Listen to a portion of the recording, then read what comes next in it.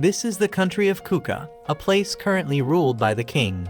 But there is no crown prince or queen to inherit the throne. He has only one 15-year-old daughter, Princess Yona, because it is a small country. It is often eyed by surrounding nations, so frequent wars are inevitable. However, by some miracle, for the past 10 years since the former king passed away, the country has been completely peaceful. Princess Yona was supposed to attend the king's ceremony, but she chose not to because she hadn't yet found a suitable outfit she liked, and so the ceremony ended without her.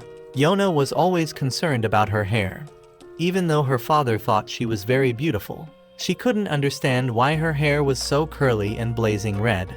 One of the 5 generals, Hak, came and mocked her hair. The reason Hak was confident enough to tease the princess was because he and Princess Yona had been childhood friends. Hak informed Yona that Su-won was coming soon. Upon hearing the news, the princess quickly ran off. Su-won was also a childhood friend of Yona.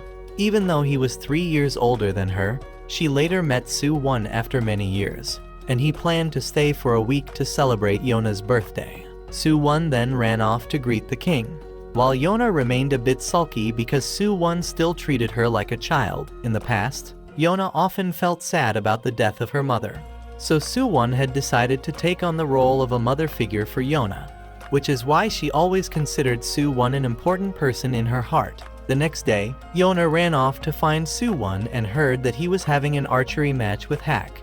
She went to the match to watch and decided she wanted to learn archery from Su-won. However, the king had no intention of letting his daughter touch weapons. But then, Su-won unexpectedly invited Yona to go horseback riding with him, and she agreed and ran down. Hak helped Yona onto the horse, and Yona noticed that Su-won seemed quite familiar with being gentle toward women, so he must have had quite a few girls paying attention to him. Indeed, Su-won had received many marriage proposals, but had never accepted any of them. Yona didn't want to seem childish, so she boasted that she had already accepted a marriage proposal from Hak.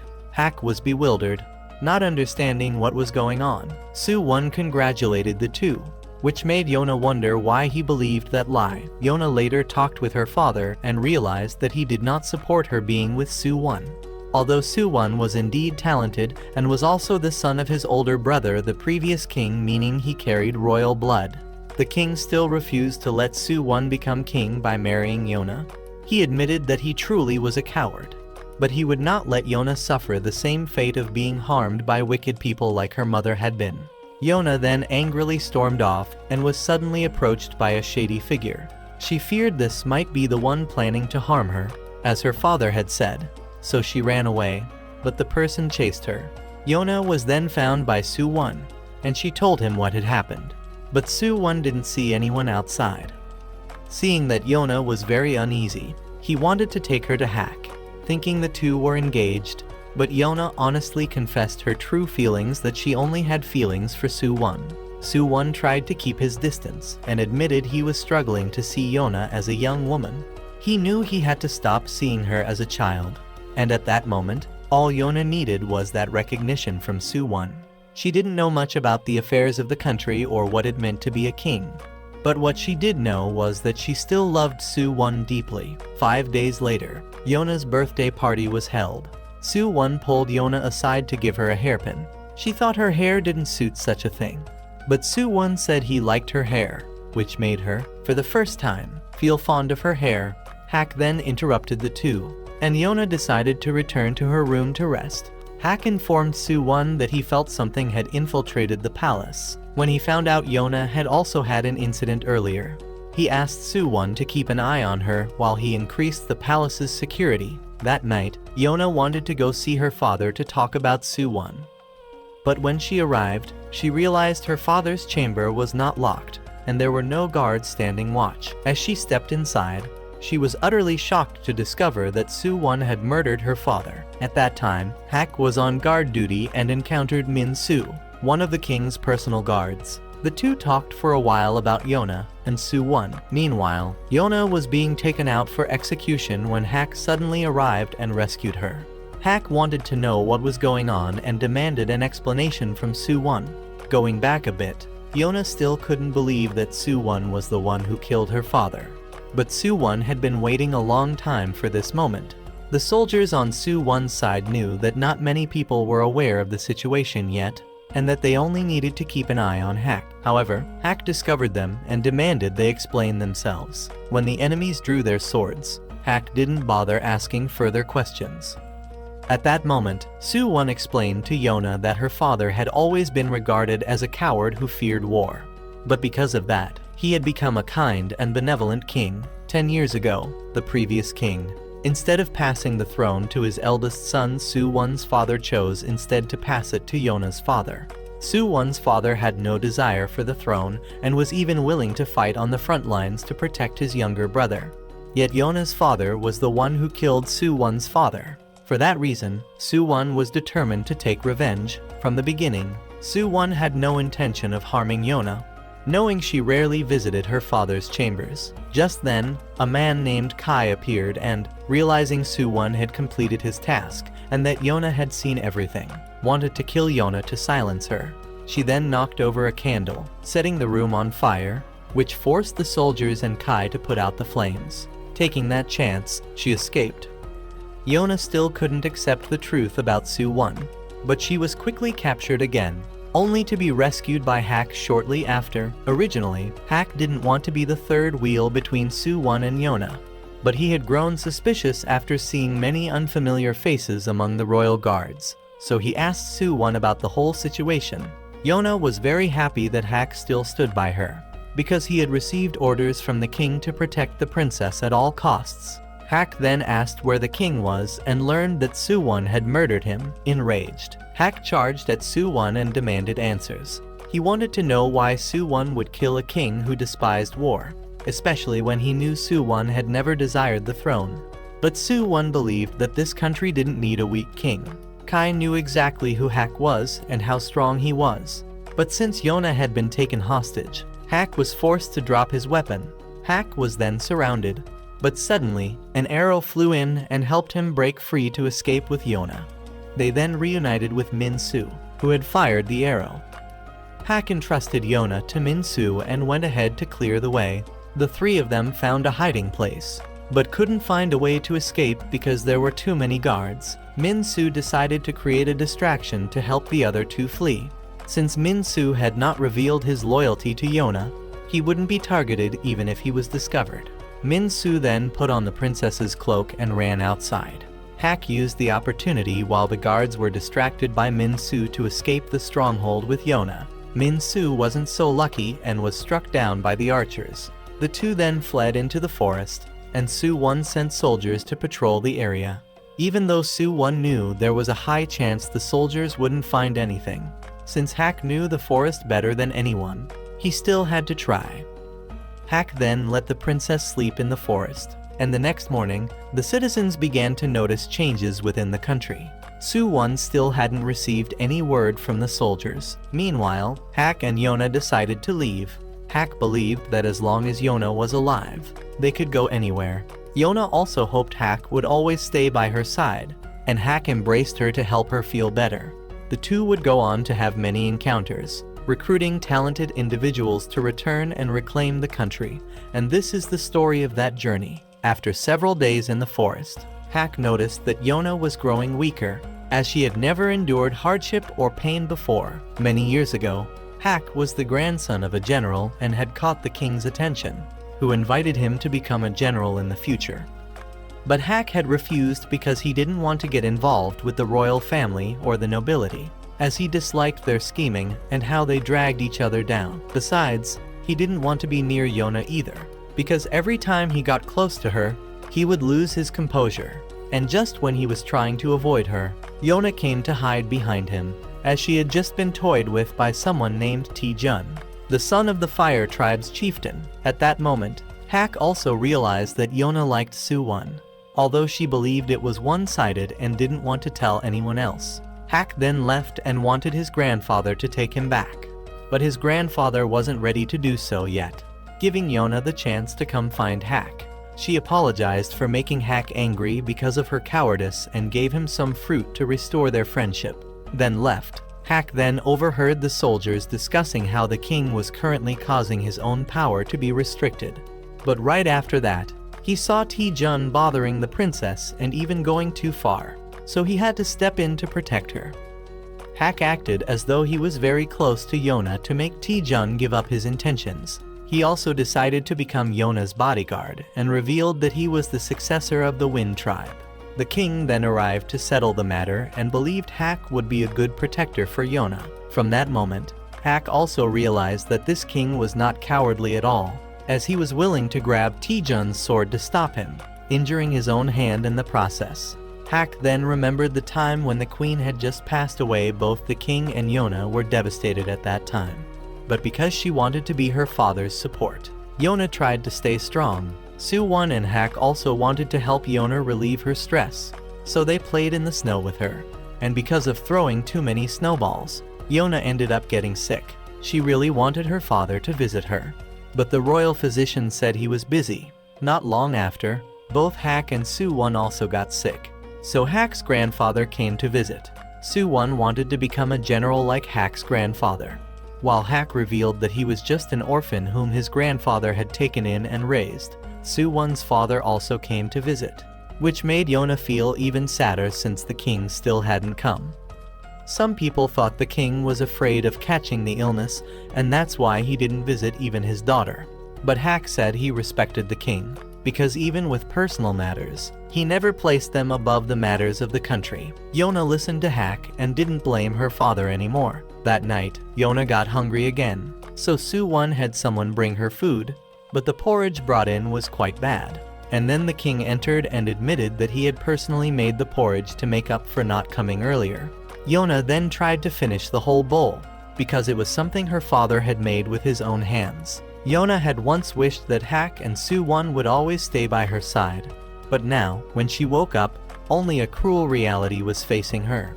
The sky that the three of them used to look at together was no longer there. Hak then realized that Yona had recently become nothing more than a walking corpse. Not only had her physical strength declined, but her spirit was also exhausted. Because of that, Hak hated Soo-won more than anyone else for turning Yona into this. He then saw the hairpin that Soo-won had given Yona and decided to keep it. That night, Yona tried to look for the hairpin again, but Hak didn't take it out. Yona also tried to throw away the feelings she had for Soo-won, but it was impossible. She went out for a while and ended up encountering a venomous snake, so Hak had to follow her to protect her and get her out of the snake's den. He returned the hairpin because it seemed to be the one thing that gave Yona strength at that moment.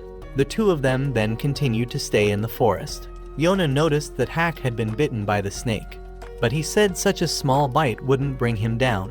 Yona didn't know where they should go now, since even going to a village might result in running into soldiers, so Hak had no choice but to head for his hometown. When they returned to the Wind tribe, the people there were surprised that Hak had come back. They didn't know about Yona and assumed she was the girl Hak had brought home as his lover. He asked everyone to prepare food for Yona and inquired about his grandfather's whereabouts. They told him the palace had issued a summons for the 5 former generals to gather for a meeting. So Hak realized that no one there knew yet about what had happened at the palace. At that time, the 5 generals had gathered, and the chieftain of the Fire tribe questioned Hak's grandfather, as rumors were spreading throughout the nation that Hak had killed the king and abducted the princess. At this moment, Soo-won stepped forward and still did not place any blame on Hak. However, regarding the king's assassination, Soo-won did not admit to it. Soo-won believed that currently, all 5 tribes needed to form an alliance to prevent outside enemies from attacking. The other tribe leaders all agreed to let Soo-won become the next king to rule the country. But Hak's grandfather gave no opinion, because he believed he was no longer a general Hak was. So if they wanted an opinion, they should summon Hak and ask him instead. Kai warned that if the old man didn't give his opinion, he might be charged with treason. In the past, he had treated Soo-won like his own grandchild, so now he would give no comment. But Soo-won announced that in 3 days, he would hold the coronation ceremony and would wait for him to attend. That afternoon, it was revealed that the Fire tribe's chief had also secretly supported Soo-won in taking the throne. Both of them knew Hak would not act rashly at this point in order to avoid affecting Yona. And the Fire tribe had also begun preparing their military forces to suppress the Wind tribe under Hak.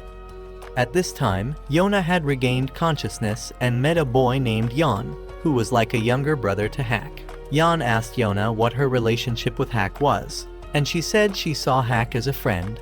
The other boys then joked that Hak had been rejected since Yona didn't see him as her romantic partner. Hak then informed Yona of the identity he had created for her at the moment. After finishing their meal, Yona went for a walk outside and was greeted by an older woman. The woman had heard from Hak that Yona was a palace maid who couldn't do her job properly and had been dismissed. The woman promised to teach Yona how to work and assigned her to do laundry. Hak later came to help, and both of them discovered that the village stream had dried up. Hak sent people upstream to investigate, and then his grandfather also returned. He was very happy to see Yona again. A man named Heen, who had gone upstream to investigate, suddenly returned with a few wounds. Heen reported that the fire tribe had blocked the water upstream, preventing it from flowing down to the village. Hak's grandfather forbade the villagers from taking any action, as he knew the fire tribe was putting pressure on him because he hadn't yet agreed to let Su-won take the throne. Hak's grandfather had already made up his mind that he would not let Su-won ascend the throne, because if Hak were to appear again, he would surely be accused of killing the king. During this time, Taejun appeared once more and seemed quite bitter, believing that if Hak hadn't interfered in the past, he might have had a chance with Yona and become king. Yona was deep in thought when Jan came to call her for dinner, but suddenly collapsed. Hak and his grandfather then told Yona that Jan had been physically weak since childhood and often needed medicine. But at that very moment, they heard news that a merchant caravan had been attacked, which meant they would have no water or medicine. Everyone knew this was a trick by the fire tribe. However, Heen said he knew a doctor and would go get medicine for Jan. Hak allowed Heen to depart and ordered everyone not to provoke the fire tribe at this time, since their military strength was weaker, and the fire tribe now had the backing of the royal family, meaning they would be at a disadvantage. Hak then met Yona in private, and she asked herself what she could do at this point.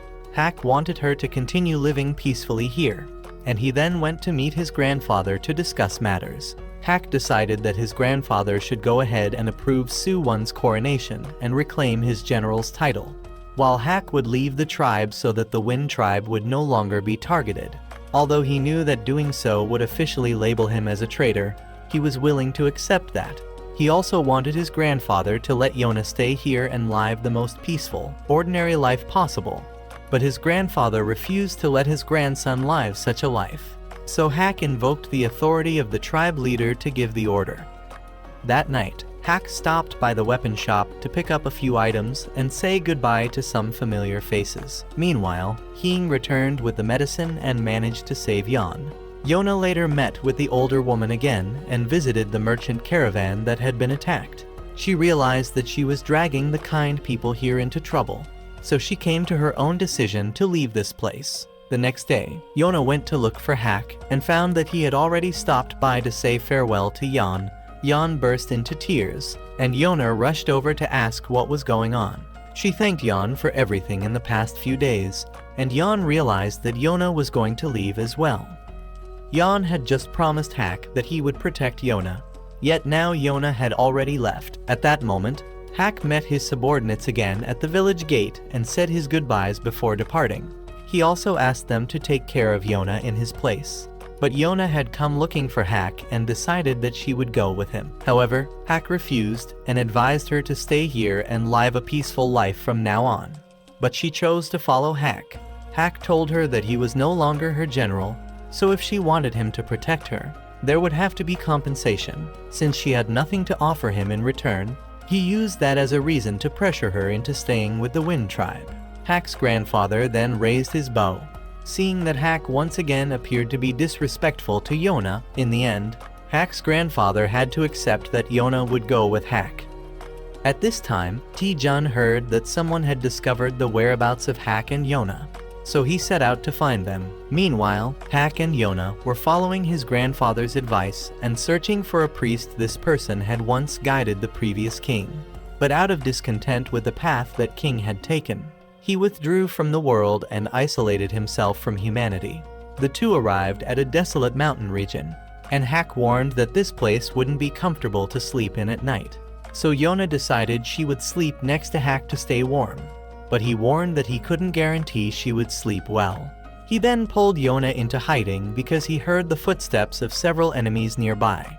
He then came face to face with Taejun's troops. Taejun hadn't expected to encounter them so soon here. But Hak told him that he was no longer a general, so everything he did now would have no effect on the Wind Tribe. Taejun then gave the order to attack, but Hak easily knocked back every enemy who came at him. When archers began firing from a distance, Hak had no choice but to grab Yona and run, slashing away every arrow flying toward them.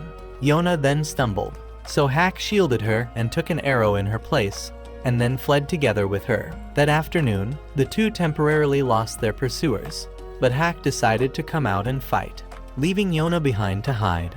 Hak was soon surrounded by enemies, while Yona realized that the arrow that hit Hak was poisoned, and he would soon collapse. She didn't want to reveal herself because she feared getting in Hak's way.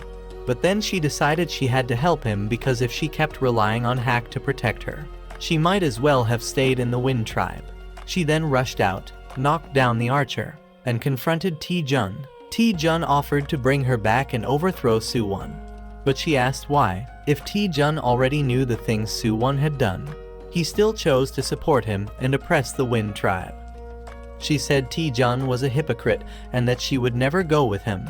Taejun was shocked that the once weak princess had now grown strong, and Yona's hair now looked like flames burning him. Hak scolded her for running out here again. He tried to run toward Yona, but the poison was making his condition rapidly worse. He became dizzy and collapsed, but still fought back until he was slashed and pushed to the edge of a cliff. Hak then fell off but managed to cling to the edge. Yona rushed to save him, but Taejun grabbed her hair. Yona took his sword and cut off her own hair to break free and save Hak. Taejun did not allow his soldiers to harm Yona, so they could do nothing as she ran forward with a sword and rescued Hak. But she couldn't pull him up, and both of them fell off the cliff together. Taejun ordered his soldiers to search for them, but they all believed the two could not have survived the fall. That night, Taejun returned to see Suwon and handed over the strand of Yona's hair that he had managed to keep. Taejun reported everything about Yona and believed she was truly dead. Kai had only intended to capture Yona and bring her back, but now that things had turned out this way, Taejun asked Suwon to punish him for this mistake, but Suwon simply turned his head and walked away. Meanwhile, a stranger had unexpectedly found Hak and Yona in the forest. At the same time, Suwon's coronation day had arrived. Kai announced that Hak's grandfather and the newly appointed general had come to attend, and Suwon wished to go and meet them. Suwon remembered how, in the past, whenever he visited Yona, Hak would always be there waiting for him. Suwon had always respected Hak for his strength and had even wanted Hak to become his personal guard. So Hak had once suggested that Suwon marry Yona and become king. But Suwon had always been hesitant about that. Suwon already knew that if one day he were to ascend the throne, he would no longer be able to stay by Yona and Hak's side.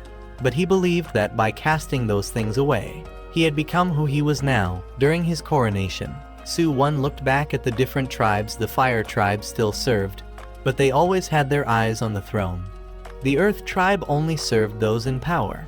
The Water Tribe were opportunists waiting for their chance, and the Wind Tribe had many elite warriors personally trained by Hak's grandfather, so he couldn't predict when they might rebel again.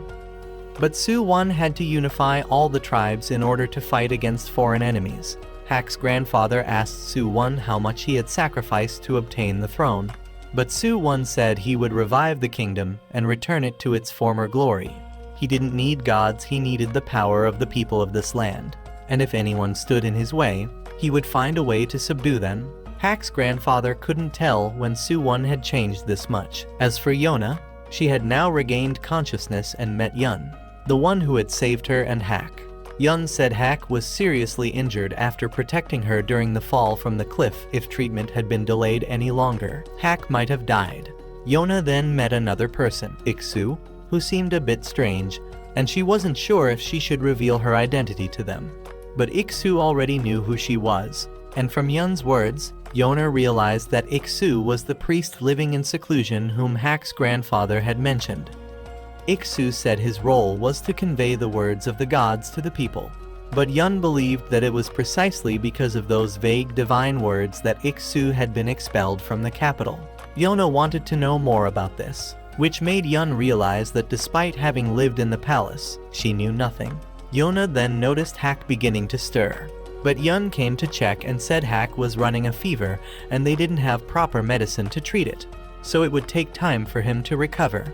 Yun said he wasn't a pharmacist, so Yona shouldn't place too much hope in him, especially since she had never thanked anyone, not even Hak, who had risked his life to protect her. This was also the reason why Yun disliked royalty and nobles. But Iksu told Yona not to worry, because the god of death hadn't arrived yet. Later, the two went out for a walk, and Yona asked why Iksu had come to live here. Iksu said he was just going with the flow of life and believed everything had its own purpose. That night, Yona went to thank Yun for saving her life and also wanted to learn more about their story. Yun said he was just someone who looked after that clumsy priest. In the past, being a priest was a position even the king couldn't surpass. They were considered messengers of the gods, with the power to intervene in the country's governance, sometimes even igniting wars, and even had the right to depose the king if they angered the gods. But because of that, priests were like thorns in the eyes of the royal family. It was Su-won's father who expelled Iksu from the palace out of fear that Iksu would disrupt the previous king's reign. As for why Yun brought Iksu to such a remote place, it was because Iksu was too kind. Living in poor villages made Iksu constantly help others, often to the detriment of himself. That's why the two of them ended up living here. That night, Yona suddenly discovered that Hak was missing, so she ran out to look for him. She called out his name in the forest, and he finally returned. He had just gone to retrieve his sword. Yona cried because he didn't call her to go with him. Hak, having received so many injuries for her sake, said if he were to die, he wondered just how much she would cry. Yona didn't want Hak to leave her ever again, and as Hak moved in close, she bumped heads with him. Yona thought he was trying to check her temperature, so she offered her forehead, and he just played along. Realizing Yona still didn't have much experience with matters of love, Hak apologized for making her cut her hair, but she said she had never treasured it and didn't feel any regret. Even so, Hak noticed that she still hadn't thrown away that hairpin. The next day, Hak temporarily came to understand the situation and that they were staying at the priest's house. Yona later went to meet Iksu, and he asked her if she wanted to hear the guidance of the gods. Hak's grandfather had once told her to find Iksu to learn which path she should follow.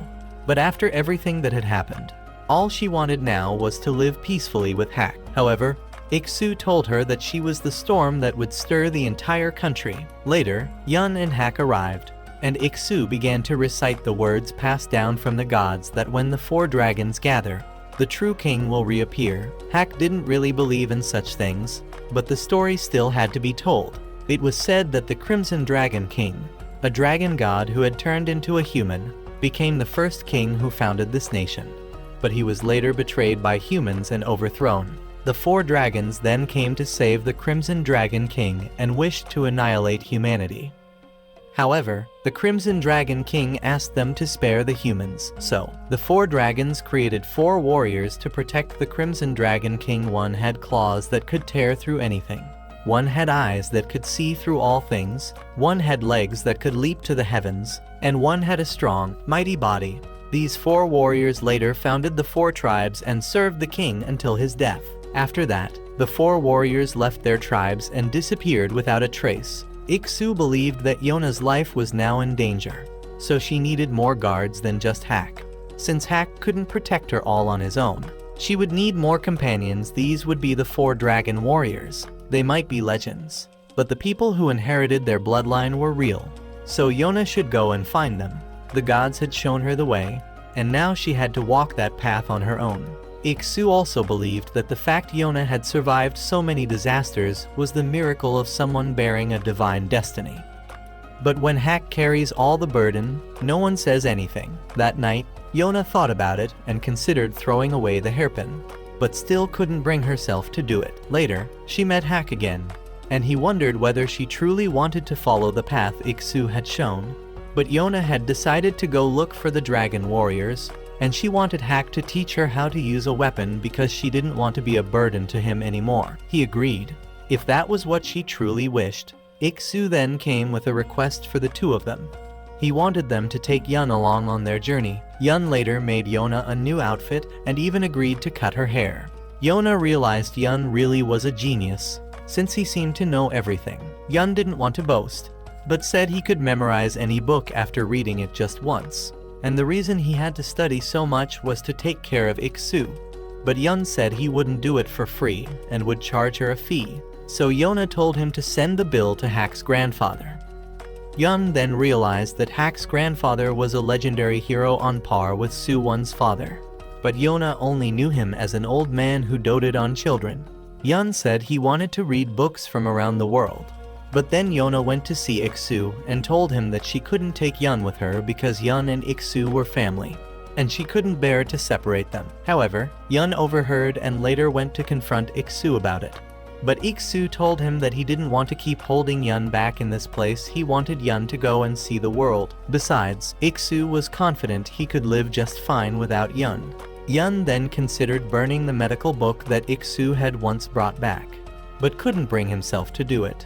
Hack came over to roast some fish, and Yun asked why Hack went so far to protect Yona while neglecting himself. Hack replied that he was only protecting the one who mattered most to him. Yun later went to the waterfall to think, and remembered many years ago, when he was living in a village belonging to the Fire tribe.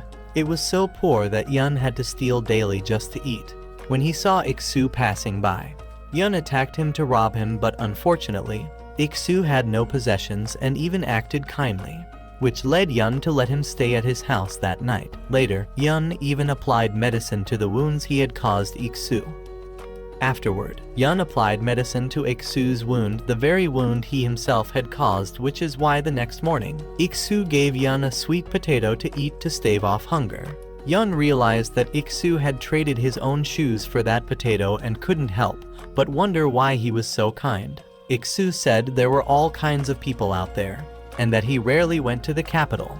Yun deeply wanted to go to the capital to start a new life and find more books to study. Despite having a difficult life, Yun could read and always wished to learn more. Iksu promised he would help Yun fulfill that wish. He then introduced himself and said his job was to help the suffering, as directed by the gods. Afterward, he taught Yun how to make a pair of straw sandals, and Yun very much wanted to follow Iksu to keep learning. But Iksu eventually left, and Yun kept hoping for the day he would return. In the time that followed, Yun made a living using the straw sandals he had learned to craft, and one day, he met Iksu again. Iksu said he had searched for many books for Yun, but they had all been taken by others. He was disappointed in himself and had planned to visit Yun one last time before retreating from the world and distancing himself from people. However, Yun decided to follow him and take care of him. From that day on, the two were always together. Later, Iksu came to see Yun and gave him a pair of straw sandals he made himself. Though they were still terribly ugly, Yun had also made a pair to replace the ones Iksu was wearing. Iksu was then able to stand on his own despite stumbling, which made Yun realize that Iksu might be okay and able to take care of himself. Yun then decided to go with Yona if that was what Iksu wanted. Not long after, the group set off again, and Hack questioned all the luggage Yun was carrying. Yun showed it to Hack and said goodbye to Iksu. Yun promised to return soon, and Iksu promised to live well even if alone. Yun then went ahead to lead the way for Hack and Yona, while Hack seemed to have finally accepted that Yun would be part of the journey. Meanwhile, Su-won had just investigated some corrupt nobles and had Kai eliminate them. The weakness of Yona's father had caused many greedy people to rise, and Su-won needed to purge them all. He later saw a book about the story of the Crimson Dragon King and recalled some old memories. However, he believed that this country did not need a mythical king to revive it. At that time, Yona's group was still on the road, needing to cross the country to reach the border of the empire, as suggested by Iksu. Since the dragon warriors often lived nomadic lives, it was difficult to pinpoint their exact locations. However, there was a tribe said to guard the bloodline of the dragon warriors, living in seclusion on a mountain near the imperial border, so that village would be their first destination. Hak was always anxious whenever someone passed by Yona, afraid she might be recognized. But he was overthinking. It wasn't like just anyone could recognize her. She also wanted Hak not to worry too much about her, especially since he hadn't fully recovered yet. She wanted to see what the world outside the palace was like. The group then stopped at a village along the way to eat and rest. Hak went to buy some supplies and told Yun and Yona that if anything happened, they should run and regroup near the big tree. He then left and went to a weapon shop to buy a bow. There was also a knife there that would suit Yona for self-defense, but Hak didn't buy it because he believed he could protect her himself. Meanwhile, Yona heard that Su-1 had officially ascended the throne and was glad that Hak's grandfather and the Wind tribe still seemed safe. The shop owner then asked if Yona wanted anything else, but she had already left. Yun had to pay for the previous items and chased after her when he saw she looked a little shaken. The two of them then spotted some members of the Fire tribe ahead and hid in a corner, where they happened to run into Hak again.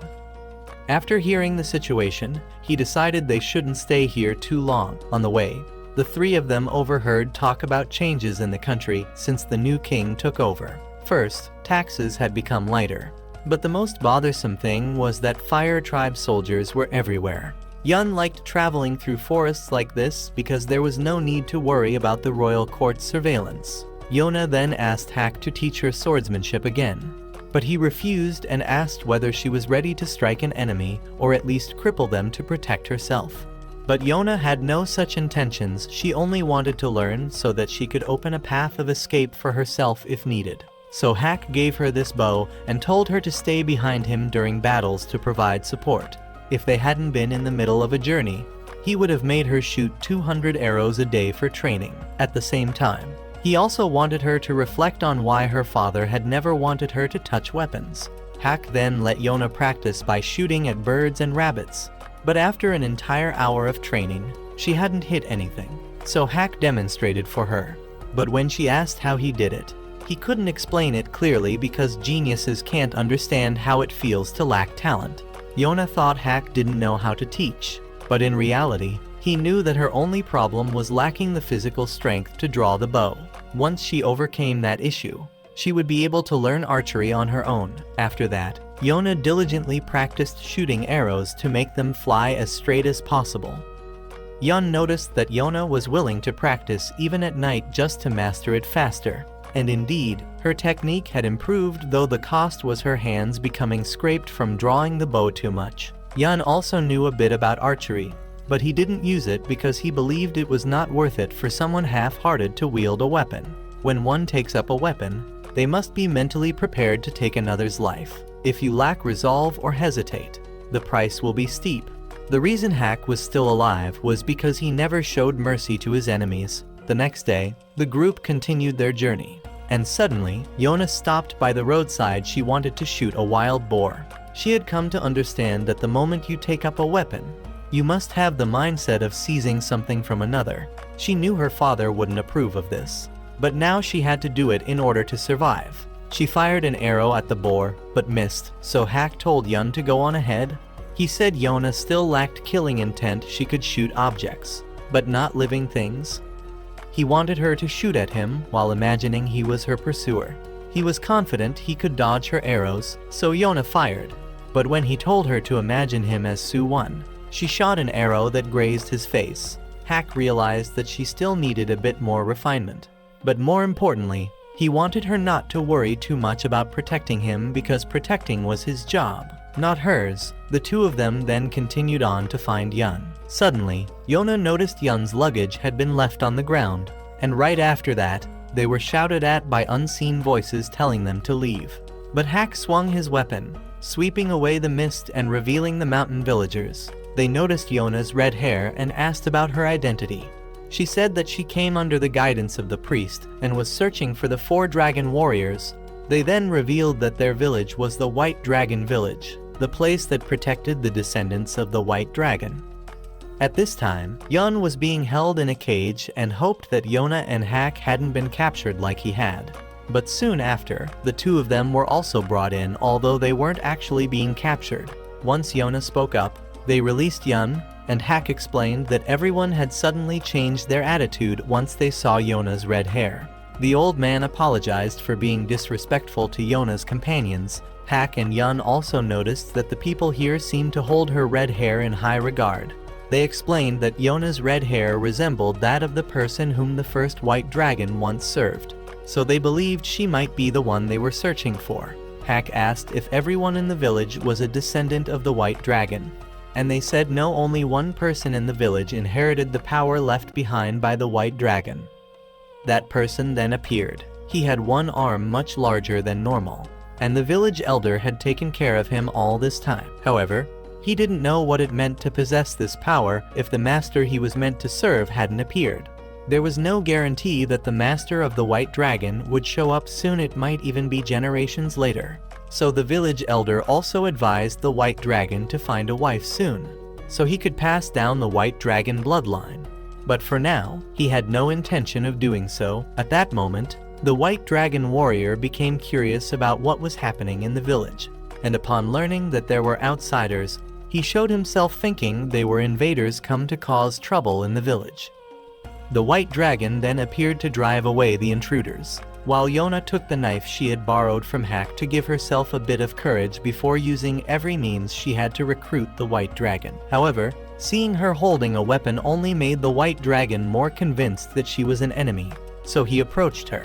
But when Yona's red hair became visible, the white dragon was stunned. The blood of the white dragon reacted within him, triggering a memory of his father's words from long ago, that the white dragon must use his strength to serve the descendant of the Crimson Dragon King. The white dragon had no idea when that person would appear, but his father believed that when the time came, the white dragon would instinctively recognize them, and that would mark the beginning of his journey. The white dragon then came to his senses and decided to accept Yona as his master, prompting everyone in the village to bow to her. Yun noticed that it seemed like Yona's red hair had led the white dragon to regard her as the Crimson Dragon King and choose her as his master. But Yona thought of herself not as a king, but merely a wretched person borrowing the strength of the four dragons. Still, regardless of who she was, the white dragon had chosen to serve her. His blood had proven that. The white dragon then informed the village elder that he would depart immediately. But the elder rushed over and insisted on holding a farewell banquet first. During the banquet, Yun was surprised that the white dragon had agreed to join so easily. Meanwhile, Hak decided to visit the white dragon to ask for a few supplies that might help with their upcoming journey. But instead, the white dragon handed Hak a pouch of money and said that Hak's duty was over, so he could return to his hometown. But Hak retorted that a pampered noble like the white dragon couldn't possibly protect the princess. The two of them then brought this antagonistic energy to their meeting with Yona. Hak claimed the white dragon was useless and that they should go find someone else. Yun asked what happened and learned that the white dragon had given Hak money. Hak hadn't agreed to leave outright, but he was still carrying the pouch with him. The white dragon argued that Hak wasn't one of the dragon warriors, so he wasn't needed. But Yona said she needed Hak and explained how important he was to her. That made the white dragon conclude that Hak must be so weak that they needed the dragon warriors to help protect the princess. But Hak countered that he wasn't so weak as to need help from a white lizard. That night, the banquet was held. The village elder, who had raised 4 generations of white dragons, now finally had the chance to witness the white dragon setting off to fulfill his mission. The next day, the white dragon departed with Yona's group, which surprised the entire village. The elder handed him a pile of supplies for the journey. Though their tribe's mission had now been fulfilled, the elder was saddened that she would no longer get to wake the white dragon each morning. She knew she was getting old, but she vowed to live long enough to see him return. The group then resumed their journey, though they had no clues about the remaining 3 dragon warriors. However, the white dragon revealed that he could sense the others through a kind of connection, even if he had never met them. Yona then asked for the white dragon's real name, and he was surprised that he would ever use the name his parents had given him again. That name was Kaiya. As the journey continued, Hak constantly provoked and mocked Kaiya, so Yona had to step in and stop the two. She asked Hack not to stir up trouble and told Kaya not to pay attention to Hack's behavior. Yun then asked Kaya about the location of the nearest dragon he could sense. Kaya focused and pointed in the direction he felt. He then wanted to go ahead to lead the way but promptly fell into a hole full of centipedes, proving once again that he was just a sheltered noble unused to the outside world. Yun told him to stay at the back of the group from now on. After being pulled out of the hole, both Kaya and Hack suddenly sensed the presence of multiple enemies around them. Yun and Yona hid nearby, and Hack suspected it might be the Fire Tribe, but it turned out they were just bandits, so neither Hack nor Kaya held back. The bandits still believed they could overwhelm them with numbers, but Kaya activated his dragon arm and charged in to attack. Hack was surprised by Kaya's strength, but he didn't want to be seen as incompetent either, so he also showed off his own power. Kaya was about to strike Hack for calling him a snake again. Though they openly disliked each other, the two had to admit that the other's combat abilities were no joke. Yona also wanted to help, so Yun guided her on how to aim and shoot, and she managed to drive off a bandit who was trying to ambush Hack. She hit her target and found Yun's instructions fairly easy to follow, but when Yun tried shooting himself, he failed, proving he was all theory and no real skill in practice. They eventually dealt with all the bandits, but Kaya's arm seemed to have used up too much energy, and Hack also lost consciousness due to his reopened wound. Kaya couldn't believe Hack had been fighting with such an injury. He then carried Hack, as his dragon arm gave him strength 10 times greater than a normal person's, but only the dragon arm was strong. His left arm was still as weak as any other. Kaya also realized that Yona was quite strong herself, as she didn't show any fear in front of the bandits and even wanted to protect Hack. She said that nothing could be scarier than that night she once experienced. Kaya realized that he truly wanted to follow this strong princess. That night, Kaya was surprised that the group only ate wild vegetables. Yona had no right to complain, since Yun's cooking was still better than Hack's. Hack had regained consciousness by then, and Yona wanted to feed him herself, but Kaya volunteered to do it instead. Yun asked Kaya about the location of the next dragon, the Blue Dragon. According to Kaya, the Blue Dragon clan had once lived within the Earth Tribe, but one day they suddenly disappeared. Even though they had vanished, Kaya could still sense the Blue Dragon's location, so he was confident that the Blue Dragon was still alive. Yun managed to roughly pinpoint the Blue Dragon's general location, so they decided to enter some nearby villages the next day to investigate. For now, Kaya was shocked that they would be sleeping in the forest. The next morning, Kaya looked lifeless from the lack of sleep, but Yun wanted everyone to pull themselves together since they might encounter the Fire Tribe, so they had to avoid drawing attention. However, one of them had bright red hair, one was a former general, and another had a dragon arm, so not drawing attention was the real challenge. Yun then came up with another plan. They arrived near the villages so that Kaya could try sensing the Blue Dragon, and if he felt nothing, they would leave immediately instead of wasting time searching. Thanks to Hack's good memory of locations, he pointed out a few areas that were military camps, so the Blue Dragon would likely not be there, helping reduce the number of places they needed to search. Even so, after an entire day of looking, they still hadn't found the Blue Dragon. Kaya kept pointing in the same direction he sensed the Blue Dragon, making the group wonder if the Blue Dragon might have crossed the border. Later, seeing Yona looking tired, Yun gave her a drink to ease her fatigue. That night, Kaya felt completely useless, thinking he hadn't been able to help the princess much at all and had only led them on a wild goose chase, draining their strength. He wished he could help the Blue Dragon sense him and come on his own. But the sound of Yona practicing archery at night woke Kaya up.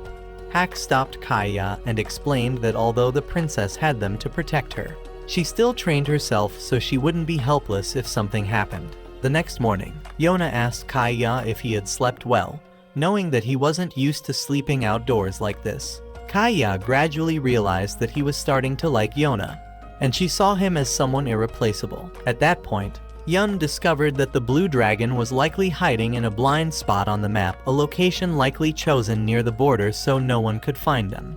The group finally reached a hidden village near the border of the empire. Upon arrival, the villagers came out to see their faces. Kaya confirmed that the blue dragon was in this village, but the people here were not the Blue Dragon clan, just a poor, unknown tribe. Yona didn't want to pressure the villagers, so she simply asked if they could stay for one night to let Hak recover from his wounds. The village elder agreed to let them stay and warned them that the place was like a maze, so they should avoid wandering around without a guide to prevent getting lost. When Yona asked why the villagers wore masks, the elder explained that it was a custom for those who were not yet married. The group was then led to their resting quarters, but Yun decided he would go explore the area to look for the blue dragon. The whole group then explored the village, but only found dead ends. Yun suddenly felt like someone was watching him, so he became worried they had been discovered by the villagers and decided to have the group retreat. But on the way back, Yona unexpectedly discovered a secret tunnel and entered it without telling Hak's group. She then went deeper inside and saw a squirrel. She got caught up in chasing after it and didn't realize she had become separated from the group. The lights suddenly went out, and she unexpectedly encountered a man. He promised to lead her out of there. But after walking for a while, Yona began to feel uneasy and tried to run away. Suddenly, a masked person appeared and rescued her. She realized this person was the owner of the squirrel. At this time, Hak's group was out searching for Yona, and she was returned to them. But Kaya recognized that the one who brought Yona back was the blue dragon. That man suddenly ran away without explanation. Many years ago, when the blue dragon was born, the villagers placed a mask on the child's face because the power of the blue dragon lay in his eyes. The villagers did not revere the blue dragon instead. They treated the blue dragon as a curse. From a young age, the current blue dragon lived with the previous blue dragon, and both were shunned by the entire village. The previous blue dragon didn't cherish the current one either. To him, the power that paralyzed anyone who made eye contact was nothing more than a curse, and that curse became even crueler when the villagers exaggerated it, making everyone too afraid to even come near them. And even if a blue dragon died, a new one would be born in this very village. The current blue dragon noticed that his own eyes were growing stronger, capable of seeing farther.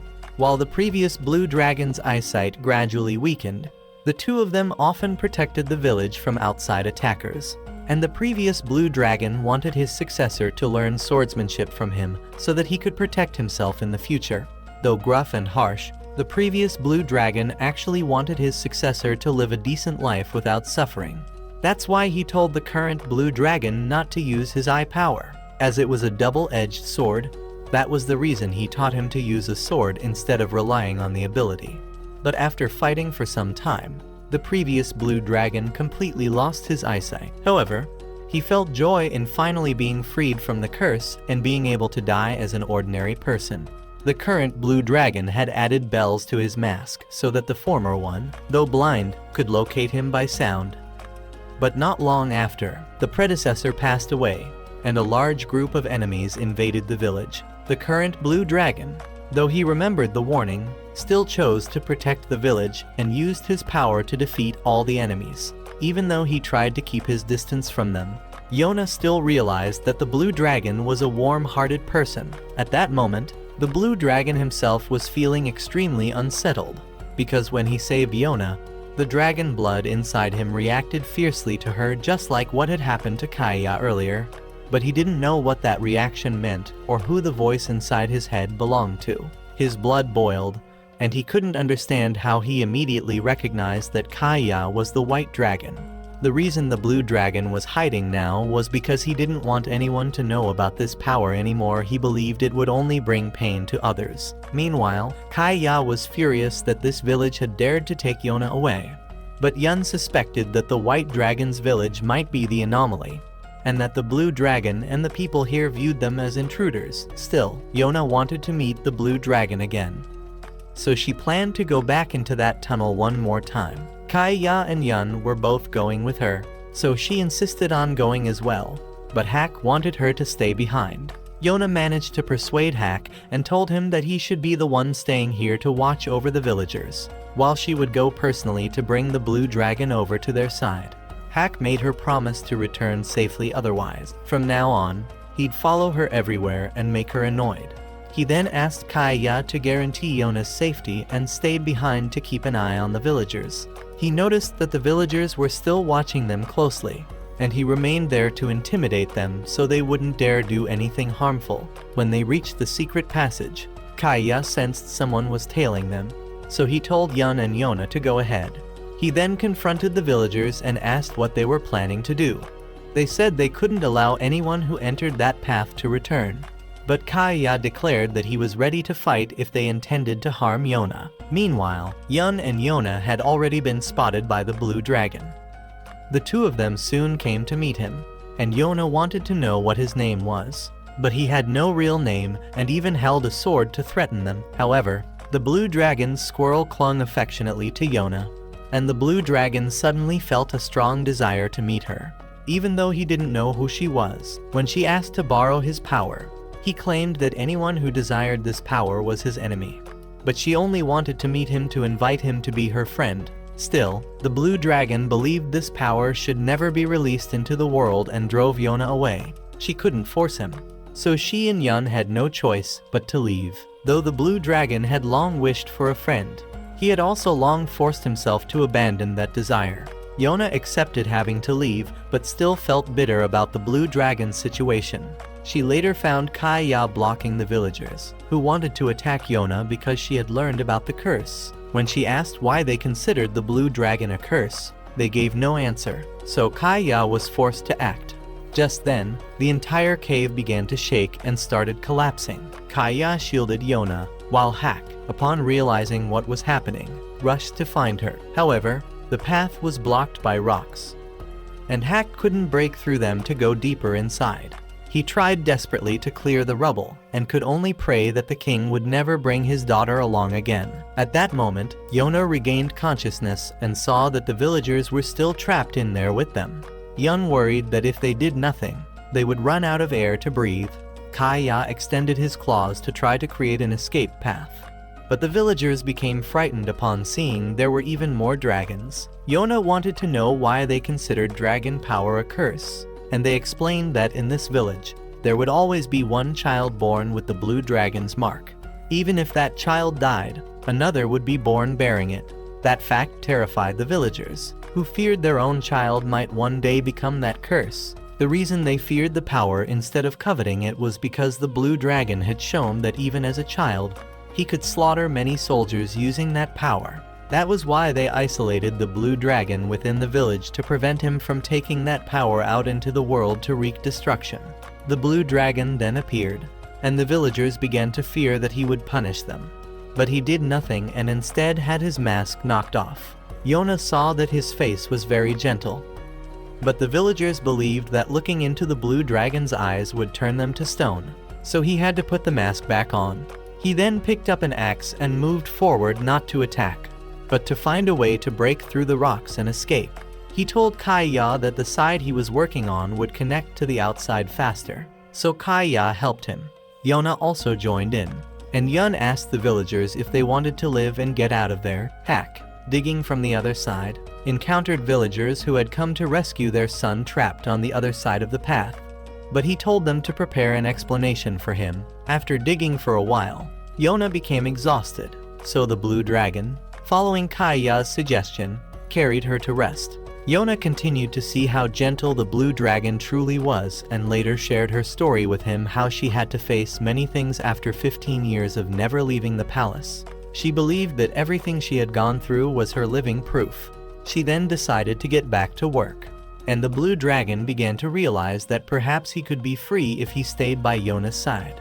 They resumed digging, and Hack eventually broke through the wall from the other side. As soon as he saw Yona again, he rushed to hug her and hoped she would never go through anything like that again. When they left the cave, Yona once again invited the blue dragon to come with her, now fully aware that going with her meant gaining the freedom he had always wanted. The blue dragon chose to follow Yona and set off with the group. But suddenly, the bell on his mask fell off, and the blue dragon decided to leave it behind, as if shedding everything that had happened in that village to begin a new life. Even though he had joined Yona's group, the blue dragon still acted rather distant. Kaya could no longer sense the direction of the two remaining dragons and was also exhausted from overusing his power the night before. Yun asked the blue dragon if he could sense like Kaya did, but the blue dragon was unable to. Kaya believed that the blue dragon lacked experience, so he offered to teach him. However, the blue dragon suddenly ran off. In truth, he had only gone to a nearby stream to catch fish for Kaya to help him recover, but he also got cold afterward. So the group decided to light a fire to both cook and stay warm. Once Yun finished cooking, they let the blue dragon try the food, and he surprised everyone by opening his mouth to thank Yona. What shocked them even more was that, while everyone else called her princess, the blue dragon called her by name. At that moment, they all agreed the blue dragon needed a name. That night, Yona asked Yun for suggestions, but Yun told her that since she was the one who had freed the blue dragon from his lonely cage, she should be the one to give him a name, especially since it was clear that the blue dragon held her dear, and she had shown no fear even when he once pointed his sword at her. Yun also admitted that he used to look at Yona with disdain, having always hated nobles and royalty. Now, Yun wanted to call her by her name rather than princess, like before. Later, Yona went to the stream to fetch water and met Hack. She told him to continue calling her princess rather than by name, because she wanted him to be the only one who preserved the memory that she had once been a princess and the daughter of the king. Hack agreed and told her what he was thinking at the time he was digging through the rocks to save her. Yona then asked Hack to help her come up with a name for the blue dragon. He felt that the blue dragon had a strong connection to the night, and when they saw him immersed in moonlight, Yona decided to name him Shin. The blue dragon accepted the name and seemed to like it. Shin then whispered to his predecessor that, after all this time, he had finally been given a name and would treasure it no matter what. The next morning, Yona woke up and asked Kaya how he was feeling. He said he could now sense the location of the green dragon. The group then continued their journey based on the direction Kaya had identified. Since their destination was quite close to the capital, Shin's long-range vision proved useful. Thanks to his ability to observe the road ahead, they could safely choose their path without fear of being discovered by enemies. Kaya also seemed happy to have made a new friend in Shin. On their way, they passed through an abandoned village inhabited only by starving people. It was a place hit by famine with no drinking water. Most of the village's men had been sent to the capital to serve as soldiers, so the area had essentially been forsaken by the nation. Disease spread, and those too weak to migrate were left with no choice but to starve to death. The place was similar to where Yun had once lived, as the Fire Tribe's chief had focused only on strengthening the military while neglecting the lives of the people. The group later helped a man on the road, who said that the previous king had been a terrible ruler who failed to govern the country, leading to the scattering of the tribes and causing suffering among the people without doing anything to help. He hoped the new king would be a better one. When the group moved on, Yona excused herself to go to the bathroom, using it as an excuse to be alone. Yun also admitted that he had never respected the former king and that the whole world would likely remember him as a foolish king who naively dreamed of a world without weapons or conflict. Even so, Hack still saw him as someone he would always respect. And now, Yona had nothing left but the pride of being that king's daughter. She sat nearby and cried, but Shin's squirrel came to comfort her and helped lift her spirits. That night, she woke again to practice archery, determined to become stronger so she wouldn't lose the people she cherished. Meanwhile, Su-won set off to the region of the Earth Tribe.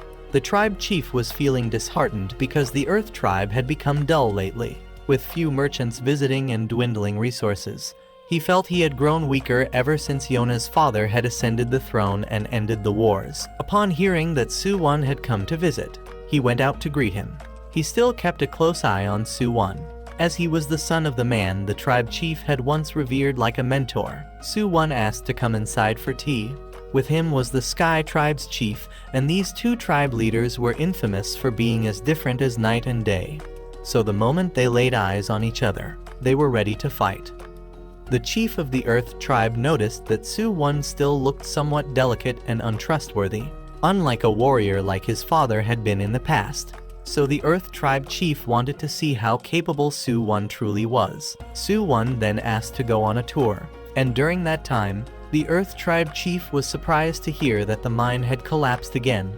The chief's attendant also asked Su-won why he had come today, since he certainly wouldn't be here without a reason. But Su-won only replied that he had come for sightseeing, which prompted the Earth Tribe chief to speak frankly.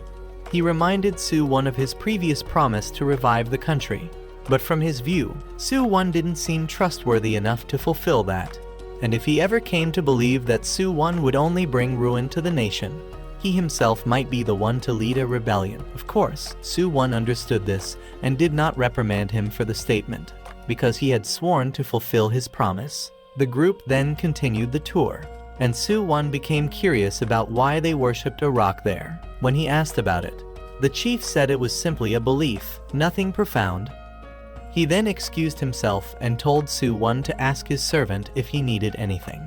The servant told Su-won not to take the chief's words too personally, explaining that the chief was simply too disheartened and had lost his sense of purpose in times of peace, and his frustration also came from being unable to protect the country. Su-won admitted that the Earth Tribe chief was a dignified man, admired by many, which gave Su-won an idea. Shortly after, the servant came running to report to the chief that a battle was about to happen. Overjoyed, the chief ran to meet Su-won, only to learn that it was just a mock battle. Specifically, Su-won wanted to create a festival and invite the people to participate.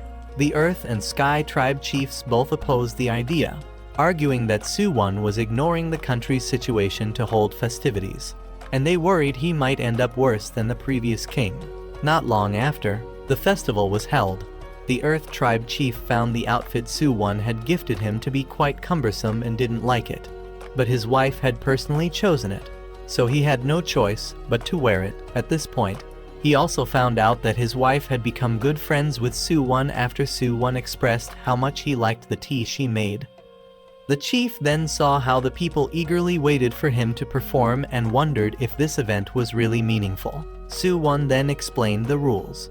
He would lead a team to battle against the chief's side. Each participant would wear a bowl on their head, and breaking someone's bowl would earn points based on their social class. Each side's soldiers would be divided into 3 classes: commoners, nobles, and king. Members of the same class could fight each other freely, but there were restrictions between classes. The king could break a noble's bowl, but not a commoner's. Nobles could hit commoners, but not the king. And commoners could target the king, but not nobles. Anyone whose bowl was broken would become a prisoner. But if a teammate gave them a spare bowl, they could return to the game. The side that lost all their bowls would be the loser. The Earth Tribe chief wasn't sure whether Su-won could actually fight, even though he was a friend of the famous hack, since no one knew about Su-won's true strength. The Sky Tribe chief remarked that the Earth Tribe chief was too focused on fierce warriors and overlooked people like Su-won. When he stepped onto the field, the Earth Tribe chief saw that Su-won truly looked like nothing more than a frail little squirrel. Yet Su-won boldly stepped forward to challenge him. The chief accepted, but suddenly, Su-won turned and ran away, sending his soldiers out first. These 5 soldiers were actually Earth Tribe members who had been forcibly reassigned to Su-won's team just to make up the numbers. They wanted to let the chief win, but doing so would only damage his honor. So they chose to follow his command and fight with everything they had. Meanwhile, the chief couldn't counterattack. Since they were commoners, a noble had to step in to assist the chief, but was then taken down by another noble. Once facing nobles, however, the chief could strike freely and began knocking them down one by one. As he roamed the battlefield looking for opponents, Su-won was being chased around by commoners from the chief's team. The Earth Tribe chief then encountered the Sky Tribe chief since the latter was a noble. The Earth chief had the advantage, though the Sky chief was still allowed to defend himself, as long as his bowl wasn't broken. At that moment, Su-won managed to dodge the 5 commoners chasing him, causing them to accidentally break each other's bowls. He then ran over to rescue the prisoners, prompting the Earth Tribe chief to charge at him. But Su-won knocked away a flying wooden sword that landed right in front of the chief's face. At that point, the chief realized that Su-won was no ordinary man. He had simply been hiding his true strength by pretending to be lucky.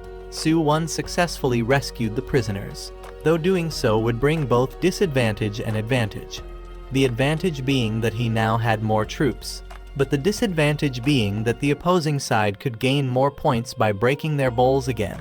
Suwon was once again pursued, making the chief still unsure whether Suwon was truly skilled. But shortly after, a gust of wind blew in, kicking up smoke and dust that split the chief's formation apart. He then asked his tribe members who had joined Suwon's team about who taught them such tactics, and they revealed that it was all Suwon's strategy, including predicting the wind. The chief finally realized he had misjudged Suwon, understanding now that Suwon was intentionally leading his forces into defeat, while also choosing the most obedient people from his tribe as his soldiers. The Earth tribe's forces were eventually defeated, leaving only the chief surrounded. He saw that the squirrel he had perceived earlier now looked like a hawk eyeing its prey. Suwon then offered him a chance to revive his troops and continue the battle to preserve his honor. But the chief refused, saying that if this were a real battlefield, no soldiers would be revived, and even if he stood alone against 1,000 enemies, he would still fight. He then battled with Suwon, but as Suwon fought fiercely, he tripped, giving the chief the chance to break the bowl on his head, which allowed the chief a chance to turn the tide of the match on his own.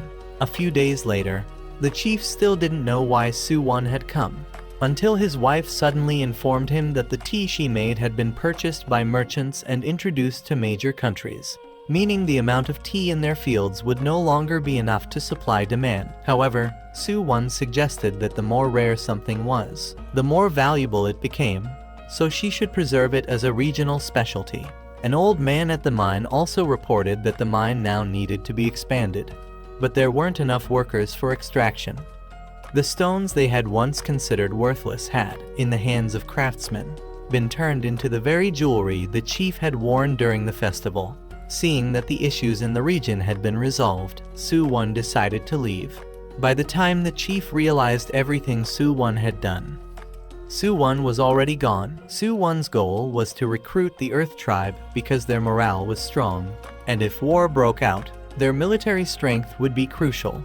The chief now felt he had truly not misjudged Suwon and decided to place his hopes in him, even seeing Suwon as someone with more potential than his father. Meanwhile, Yona's group had reached the port city, which Yun believed was where the Ryuu dragon was hiding. Hak had been there before, while Kaiya was exhausted, and the group as a whole had drawn too much attention, so Hak decided to go investigate the city alone. When Yona offered to come along, Hak stopped her because he noticed she hadn't been sleeping well recently and wanted her to stay and rest. He handed his weapons to Yun for safekeeping and entered the city alone. Once there, Hak found the place more lifeless than before. A few soldiers, origin unknown, were bullying the townspeople, and feeling indignant, Hak and a green-haired young man appeared to intervene. The two then helped the girl flee and fought back against the soldiers before finally losing them. The green-haired man suddenly handed the girl over to Hak and quickly left, seemingly for something urgent. He then returned to a ship at the port and reunited with the captain. She knew he had once again picked a fight with soldiers, but he had also sensed the presence of the white dragon and blue dragon nearby. That night, Hak returned, and the group decided to enter the city the next day to shop. Meanwhile, Shin-Ah and Kaiya had already realized that the Ryuu dragon was on a ship anchored offshore. The next day, Shin-Ah and Kaiya guided the group to find the Ryuu dragon, while Hak suddenly chose to go off on his own, deliberately separating from the others since he had not told them about his earlier encounter with the soldiers and didn't want the group to get into trouble. Yun also sensed that something was strange, as Hak was always by Yona's side like a shadow. But when Kaiya led the group to the ship where they had sensed the presence of the Ryuu dragon, that presence suddenly vanished. At that moment, the Ryuu dragon had reunited with Hak in the city. The Ryuu dragon explained that he was being followed by some people and wanted Hak's help for a bit. He brought Hak to a tavern to talk, and when Hak asked why the port city had become so lifeless, the Ryuu dragon revealed that the place had changed since a certain lord came into power and began exploiting the people. Being a free-spirited man, he intended to fight back. Yun and Yona unexpectedly arrived and spotted Hak, forcing him to explain the situation. but the Ryuu dragon had already slipped away. Hack tried to explain to Yona while the Ryuu dragon left because he sensed both the white dragon and a presence that left him feeling conflicted. He had never liked believing in the mission to protect his master and didn't want to be bound by it. So he kept trying to run away from it. Meanwhile, Hack had to lead the group in fleeing from the soldiers and ended up meeting again with the girl he and the Ryuu dragon had saved the day before. She brought the group to her workplace, and Hack explained everything he had gone through, including how the city was ruled by a corrupt lord whose soldiers used his power to bully the townspeople. They destroyed shops, kidnapped beautiful women, and demanded outrageously high taxes from anyone wanting to do business. That was why the port city's commerce had all but collapsed. Yona now understood why the smiles of the townspeople seemed so fake. When Yun asked about pirates, the girl revealed that the pirates had never harmed the locals, as they only stole goods from the lord's ships. That night, the Ryuu dragon snuck onto one of the lord's cargo ships and discovered it was being used to smuggle drugs. His entire ship crew then appeared and launched an attack on the cargo ship. According to the story that was passed around, the Ryuu dragon's special ability was his legs, which allowed him to leap extremely high. The pirate ship claimed victory, and the captain ordered the lord's cargo ship to be burned. The captain forbade her crew from killing people, which meant they always had to ensure they held an overwhelming advantage if they wanted a mission to succeed. Later, the captain noticed that the Ryuu dragon was unusually quiet. He admitted that he was still thinking about how good it felt to fight alongside Hack the night before. Everyone knew about his powers, but no one hated him for it. He also truly treasured the people on this ship, because 13 years ago, he had left his village in search of freedom and had ended up here. The captain was currently trying to recruit more capable people to launch a full-scale attack and overthrow the corrupt lord. She needed as much strength as possible because she didn't want the people she considered her children to die. Since she knew the Ryuu dragon had met Hack, she wanted him to bring Hack back. The Ryuu dragon knew he would have to find a way to persuade Hack. Knowing that Hack was currently serving someone, the next day, the Ryuu dragon returned to town to find Hack again. While Hack and the group were also searching for the Ryuu dragon, they witnessed soldiers attacking the townspeople nearby, but couldn't intervene. So Yun pulled the group into a corner and explained that the soldiers had gone mad because pirates had stolen their cargo the night before. If they acted now, they'd only draw more attention. Once the soldiers left, the group moved on. Hack then suddenly separated from the group again, as he was now a wanted man in the city. The Ryuu dragon, seeing this, thought it would make Hack easier to recruit. Hack later met the Ryuu dragon again and found out that he too was now wanted. Just like Hack, the two burned their wanted posters, and the Ryuu dragon began trying to recruit Hack. But Hack thought the guy seemed like some kind of perverted creep, so he refused and punched him to chase him off. But the Ryuu dragon stood up again and lunged at him, forcing Hack to run away. Hack then rejoined Yona's group, while the Ryuu dragon once again slipped away. Even though he knew Hack already had a master, the Ryuu dragon was still determined to lure him to his side. He later accidentally fell and was spotted by Kai Ya. Meanwhile, Yona's group had returned to the shop that had been attacked by soldiers earlier, only to discover that a child in the family had been killed by the soldiers. Yun went to check on the child's condition, but it was already too late to save him. Yona was anguished for not stepping in sooner to prevent this.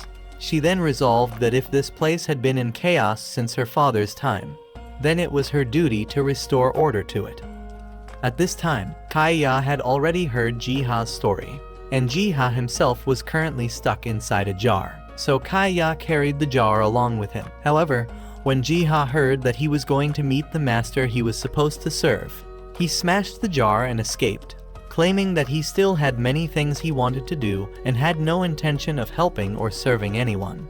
Jiha then left and once again found Hack, introducing himself and again inviting Hack to join him. But Hack kept refusing. When Yona showed up, Jiha suddenly knelt down, feeling the blood inside him boiling. He realized that this was the very master he needed to avoid, but at the same time, he found himself unable to leave her side and could not move his body. Yona sensed that he was indeed the Ryuu dragon, and Kai Ya soon arrived to confirm it. Ji-ha realized he could not underestimate the bond between the 4 dragons and the Crimson Dragon King. However, Ji-ha directly stated that he had no intention of becoming her subordinate. But Yona replied that she wasn't trying to force him, only to ask for his strength, and if he refused, she wouldn't press him further. When she learned that Ji-ha was a pirate, she asked to meet his captain so that they could join forces in fighting against the local lord, as she was furious over what had happened in this land. So Ji-ha told her that the next day, she could go with Hak to his ship. That night, after discussing with Yun, the next morning the group went to meet Ji-ha's captain. However, the captain wanted to test their abilities first, so she had her crew attack the group all at once. Hak and the 2 dragons easily passed the test. The captain then asked Yun what he could do. Although he couldn't fight, he was capable of many other things. As for Yona, it was different. She couldn't confidently say she was capable of anything. But the captain saw the determination in her eyes and decided to give her a different kind of trial, to gather something called Heaven's Blessing Herb. Everyone was surprised when they heard this if it was difficult for them, then even more so for a princess. But it was the captain's order. Heaven's Blessing Herb was a rare medicinal plant that only grew on Cloudvale Cape. It had the ability to quickly heal wounds and illnesses and would be very useful in the coming battle. Yona did not hesitate to accept. There was one thing the captain hadn't said. The herb only grew in the middle of a steep cliff, and Yona would have to go alone without the help of the dragon warriors or Hak. Yona still firmly agreed. Ji-ha then led the way for her. He pointed out the path ahead if Yona followed it downward. There would be a cave just the right size for her body, and the herb grew inside there. Regaining her composure, Yona began to move. Clinging to the cliff face, she slowly made her way down. A strong gust of wind startled her, making her legs freeze in fear. Shin-Ah's squirrel and Ji-ha were behind her, trying to calm her down. To be honest, even Ji-ha himself wasn't confident in gathering that herb, let alone a girl. However, the trembling princess before him now was very different from the one who had once made him kneel. He began to question whether Yona really was the master of the 4 dragons. Ji-ha called out, urging Yona to turn back. It was okay to fail, no one was forcing her, but Yona was determined not to go back. If she turned back now, it would be humiliating in front of everyone. She continued on, dragging her trembling feet forward. She said that being given this task was actually a blessing, because if in the upcoming battle the people she cared about were seriously injured, what she brought back could help them recover. That's why she had to pick it no matter what. Still, she was very afraid not only of the danger before her, but also of losing the people she loved. Although the captain had ordered her to go alone, Ji-ha had quietly followed her all along in case something went wrong. He didn't help, he just followed. After a certain point, Ji-ha couldn't follow anymore because the path became too narrow, and now Yona truly had to go on alone. As she moved forward, she tried to calm herself, and finally, she found the Heaven's Blessing Herb. She called out to Ji-ha to let him know. But suddenly a huge wave hit, sweeping her away. Ji-ha rushed forward to find her, and luckily, Yona was still clinging to a vine. Ji-ha tried to save her, but she refused his help, afraid of breaking her promise to the captain. Another wave came crashing in, so Ji-ha had no choice but to save Yona after all. Only the 2 of them knew, so it wouldn't matter, and besides, Ji-ha's principle was that if a young woman was in danger, he must help her. Hak and the others, worried about Yona, had come to the cliff to look for her. Seeing the height, Kai-ya became extremely anxious. They wanted to go down and save her, but the captain stopped them, saying that the princess was using the Heaven's Blessing Herb to earn her trust, and if they went down to rescue her now, wouldn't that be trampling on her determination? However, Shin-Ah had already spotted Yona returning from afar. Yun was overjoyed to see that Yona was safe. She gave the Heaven's Blessing Herb to the captain and confessed that she had failed the challenge because Ji-ha had saved her, so she wanted to do the challenge again. The captain was very pleased with Yona. Honestly, if Ji-ha hadn't saved Yona, she would have thrown him into the sea herself. The captain passed Yona on the trial. Hak was relieved that she was safe. Ji-ha asked Hak if taking care of Yona was so exhausting that he always looked like that. Hak said yes, And Jiha added that he himself had aged another year following and caring for Yona. However, Jiha often troubled himself over women, but Yona might be a special case, pure and stubborn, yet somehow someone had already thrown everything away just to protect her. Jiha asked Hak how far things had gone between him and Yona, but Hak simply replied that he was just protecting someone important. Jiha observed that even though the two were close, there was still distance between them. It felt like Hak didn't want to hold on to Yona. That evening, Hak thought about what Jiha had said. He saw Yona as a younger sister, protecting the land where Su-won and the princess once ruled.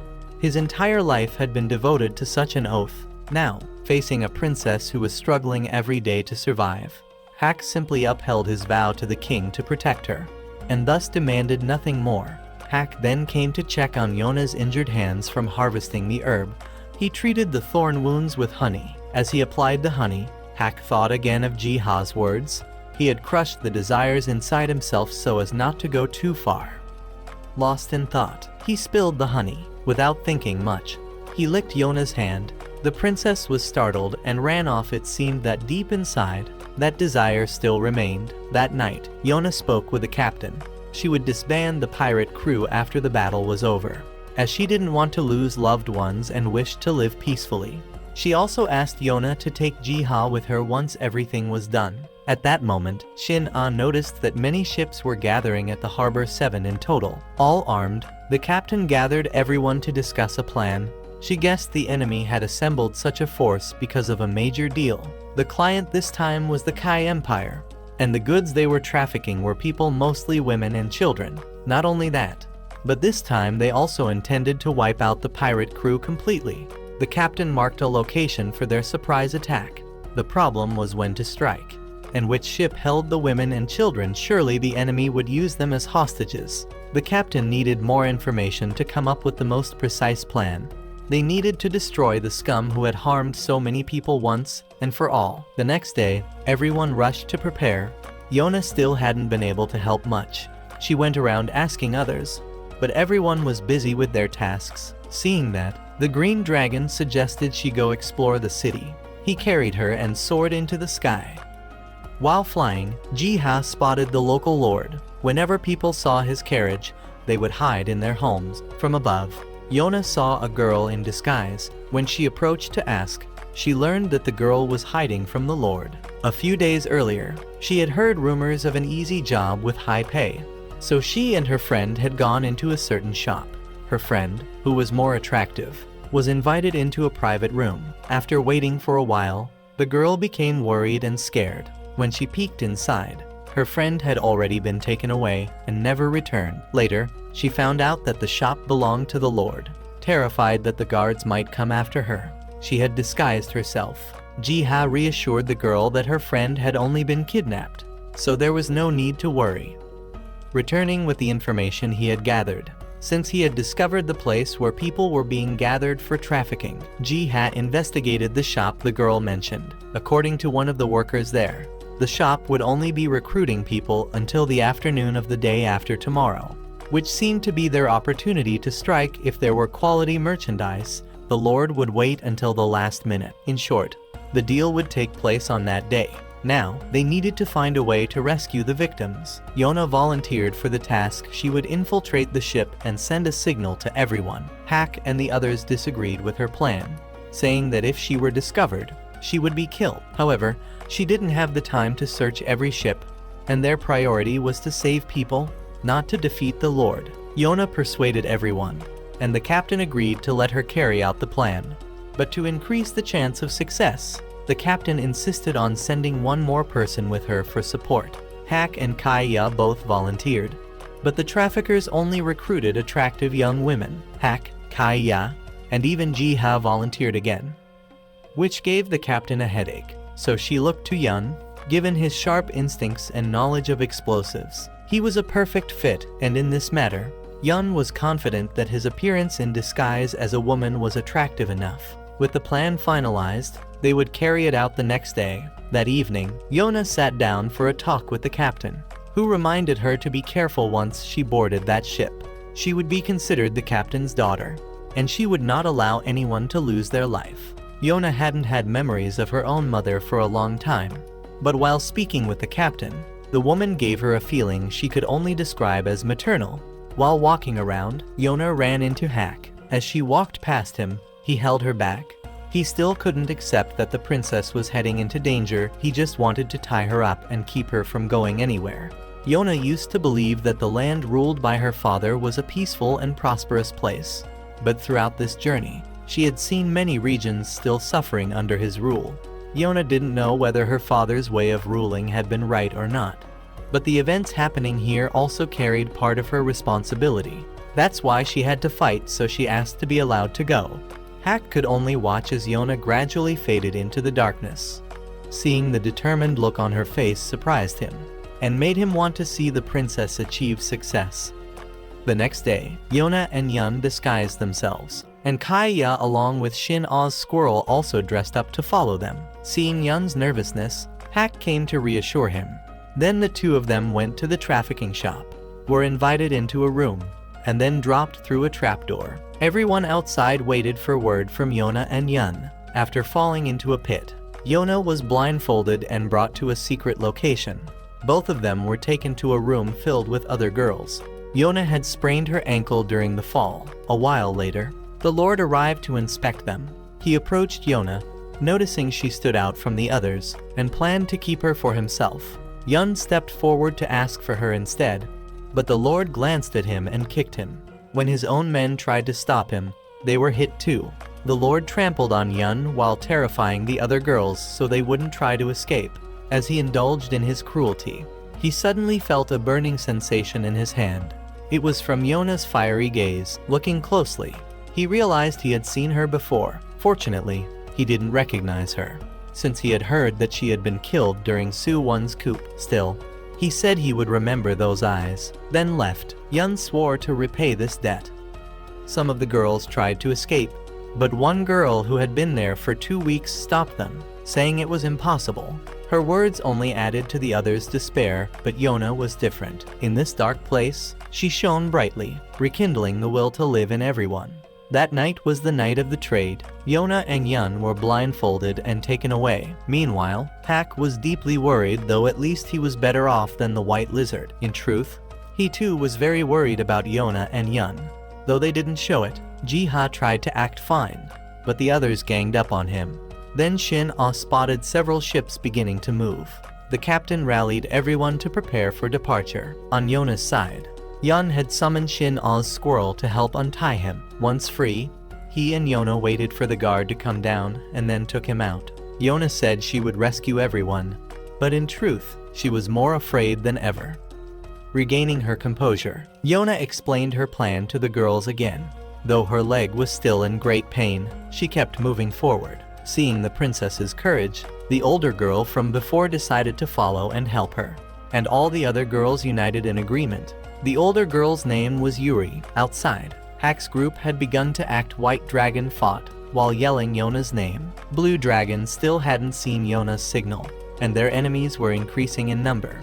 But they were not allowed to kill according to the captain's orders. Green Dragon had to keep jumping between ships to support the crew. On Yun's side, he had lured 2 guards over to him so Yona and Yuri could push some crates down on them. However, a wave rocked the boat, allowing one of the guards to escape and take Yuri hostage. Yun was torn between using his fireworks to save her or to send a signal, since he had very few.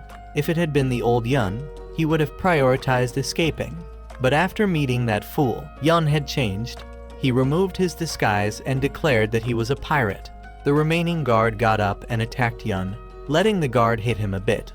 Yun then revealed that he had planted explosives on the ship, and only he knew their locations. With no other option, the 2 guards dragged Yun off to search for the mines, warning that if there were none, they would kill him as an example. As soon as one of them left, Yona sprang up, grabbed the bag containing her bow, and ran out. When the remaining guard tried to chase her, Yuri knocked him on the head. Yun was exposed for lying and was about to be executed. When Yona appeared, the enemies scoffed at what a weak girl like her could possibly do, but looked closely. Her eyes were like a second sun, burning through their rotten hearts and making them flinch. Taking advantage of the moment, Yona rushed forward, grabbed the fireworks from Yun, and fired them into the sky. Blue Dragon saw the signal. Even though they now knew the location, Hack was too far away to help. The only one who could make it was Green Dragon. Just as the enemies were about to kill Yona, Green Dragon charged in, and with a few swift moves, sent them flying. Yona and Yun were relieved that the plan had succeeded. At that moment, the Lord's reinforcements arrived. But Blue Dragon came in to assist Green Dragon. Hack and White Dragon stayed behind to continue supporting the others. Once everything was under control, their remaining task was to capture the Lord. Hack and White Dragon kept striking down enemy ships one by one, and several crew members came to support Green Dragon. As for the Lord, he had received the information and decided to personally join the fight to protect the empire he had spent over 30 years building. Yun had identified the Lord's location. It was on the ship where Green and Blue Dragon were stationed. Given the unusually high number of soldiers there, Blue Dragon went in first and was nearly ambushed but managed to handle it. When he entered the ship, the Lord had already fled, planning to return to his residence, rebuild his forces, and launch a counterattack on Yona's group. While he was gloating, Blue Dragon discovered his location. Green Dragon immediately launched himself toward the target. The Lord drew his bow and shot an arrow, which struck Green Dragon in the shoulder, breaking his wing. The Lord readied another arrow to finish him off. But then, that same burning feeling returned and filled him with terror. So he hadn't been mistaken back then. The girl with the fiery red hair from the capital. There she was again, in that fleeting instant. The girl whose crimson hair reflected the sunlight. Princess Yona fired an arrow straight through his heart, ending the sinful life of a corrupt lord. The final battle was over. Everyone returned to port, reuniting the rescued victims with their families. Seeing Yona and Yun covered in injuries, Hack and White Dragon were enraged and stormed the remaining traffickers. The captain declared victory and told everyone to celebrate with a feast. They all joyfully celebrated together, while Yona wandered the city. Unexpectedly, she encountered Su-won. He was overjoyed to see that she was alive, admitting he had been shocked by the news of her death, but was glad she was here now. Yona, however, was still haunted by the memory of Su-won killing her father. Suddenly, Su-won embraced her. It turned out his men were nearby, so he had to hide her. Inside, she wanted to use the dagger at Su-won's side to strike him down, but he stopped her. After dismissing his soldiers, Su-won told her he understood that she wanted to kill him, but he asked for her forgiveness, saying now was not the time, as he still had things he needed to do. Once everything was finished, he said she could do whatever she wanted. After saying those words, Su-won left. Hack was looking for Yona. When he heard her crying, he ran over, took one look at the situation, and could already guess what had happened. When Yona returned, she tried to act cheerful to cover up her true feelings, but everyone could tell something was wrong. Even while eating with the group, she spilled her food without noticing, and she even changed clothes right there in front of everyone. Hack had to intervene before she ran inside to change properly, and he even demanded money from anyone who had seen the princess. Green Dragon came to find Hack, having noticed that Hack usually didn't bring his spear into the city, so clearly something was wrong. While changing, Yona still had the hairpin Su-won had given her. So many things had happened since she left the palace. That afternoon, she and Hack sat together watching the sea. Yona decided she would leave the port city and asked if he wanted to come with her. Of course, he had to follow the princess like her shadow.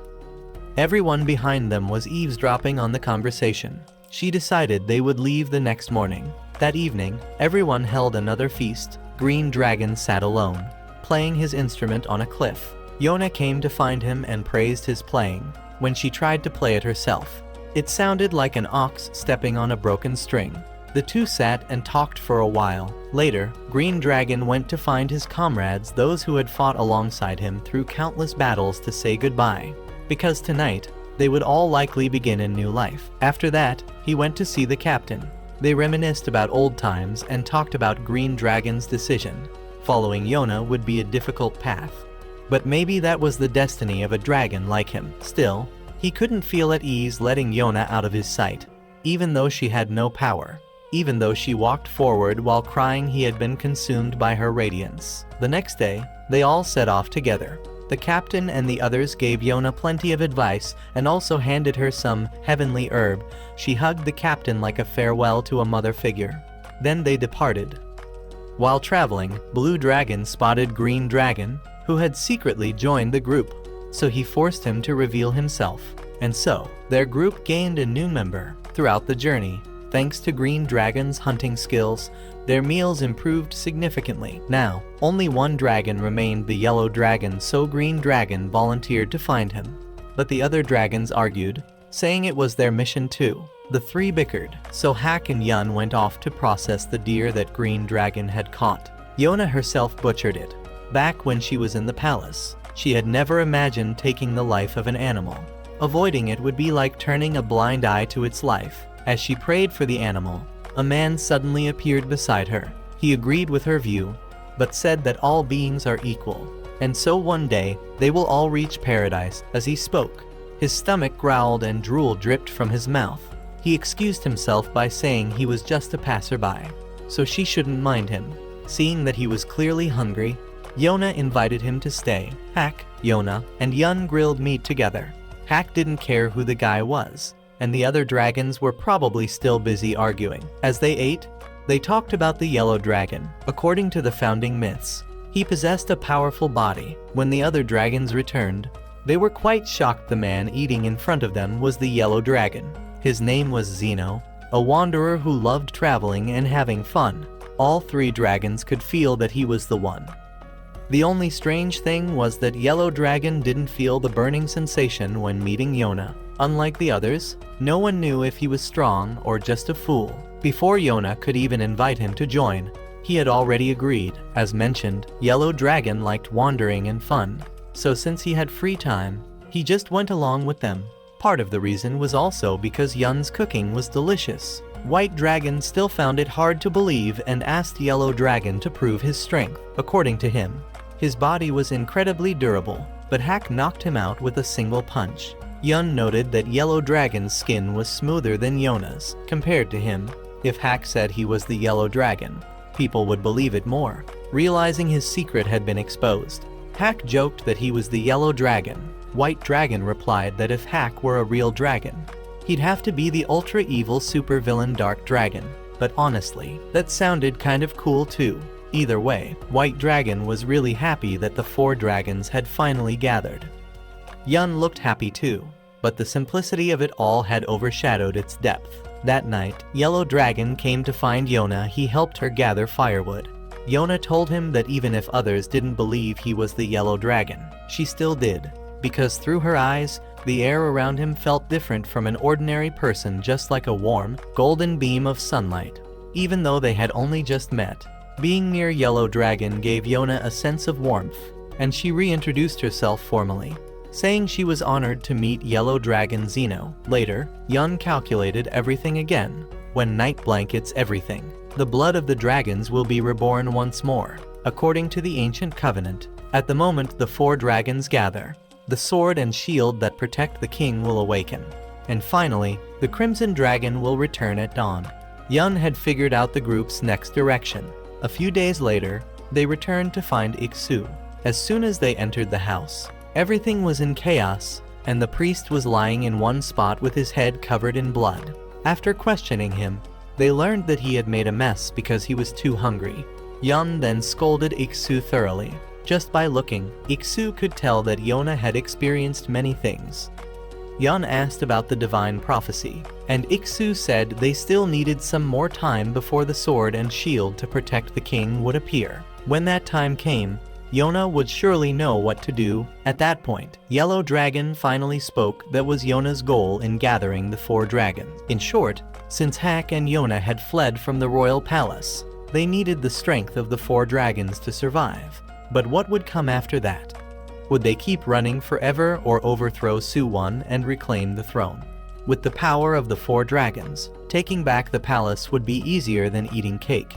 But Zeno said he wouldn't participate because he wasn't capable of fighting anyone. Either way, Yellow Dragon thought Yona should think about that purpose before the moment Iksu spoke of arrived. Everyone decided to stay there for now. That afternoon, the three dragon warriors and Hack sat down to discuss things. avenging her father and overthrowing Su-won aside. If Yona did reclaim the throne, what would she do then? It was hard to expect much from a 16-year-old girl. At the mention of Su-won, Hak left. That night, Ik-su and Yona talked in front of the waterfall. After everything she had been through, her father had loved peace. But the kingdom had not been happy. The more she learned, the weaker she felt. But even so, in moments of despair, there were always people there to help her. She wasn't strong enough to lift herself up. But the people behind her had reached out their hands to support her. There were still many people in this country she needed to protect. She didn't regret shooting down that corrupt lord. She kept asking herself if there were still more scoundrels like him in this kingdom. That's why, from now on, she wanted to do great things. She would save the unfortunate people of Kuka Kingdom. She apologized to her father for going against his wishes and using weapons. Before returning to the royal palace, she still had things she needed to do. She also told Ik-su about meeting Su-won. She hated him, but couldn't draw her sword to stab him. Ik-su said that no matter how foolish or confusing it might be, there are still feelings that can never be erased. Late at night, when everyone else was asleep, Yona was still training in the rain. Hak came to find her, worried she might catch a cold. The two of them took shelter in a cave. Yona knew Hak was still upset that she held a sword. He said he wasn't angry, just worried about her. But Yona didn't want to use Hak as her shield. She needed to be stronger. Previously, Yona had asked Green Dragon to teach her the sword because Hak refused to. But Green Dragon, like Hak, didn't want her to face danger. Green Dragon thought the reason Hak didn't want her to wield a sword was because he wanted her to be safer and happier than anyone else. He also jokingly said that Hak wanted to tie Yona up and hide her so no other man could ever see her. Before he could add that Hak was a possessive guy, Yun had already called him away. Yona thought Green Dragon was just joking. Hak said it was the opposite. He only wanted everyone in the palace to see her strength. One day, he would tell them, "Look, this is the girl you cast out of the palace, Princess Yona, the one who cut her hair and took up a sword. The one who lived stronger than anyone else to protect this land." That's what he would say. Yona was very happy and fell asleep beside Hak. And he kissed the princess on her forehead. The anime ends here. Farewell. Spoiler. In the manga, Hak proposes to Yona.